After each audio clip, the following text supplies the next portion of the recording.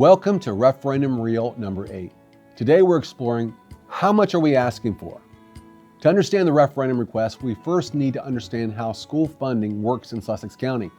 In Sussex County, each district generates a different amount of revenue from every penny of local school tax.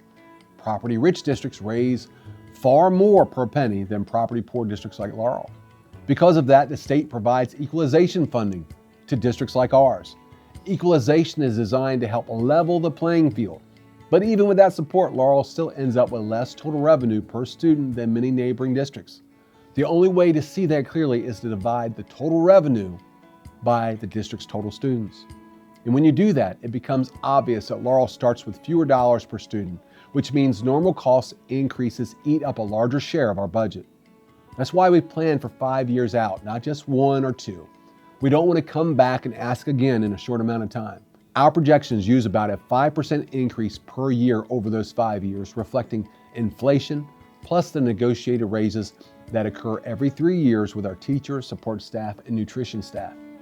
With all that in mind, the referendum request is an increase of 0.0742, 7.5 cents nearly, per $100 of assessed value.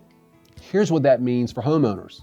A home assessed at $150,000 would increase by about $111 annually. A home assessed at $230,527, which is the typical home average now in Laurel, would increase by about $171 per year. A home assessed at $350,000 would increase by about $260 per year. And if you want an exact number for your property, you can simply scan the QR code provided. Even if the referendum is approved, Laurel's current expense rate would only move into a range comparable to other Sussex County districts.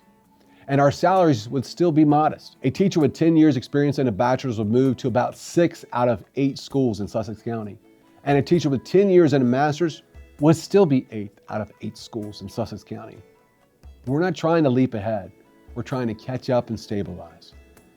In our final reel, we'll walk through how to vote on February 9th and what happens next for Laurel. Until then, remember, on February 9th, Big Red says, vote for the first time in 40 years.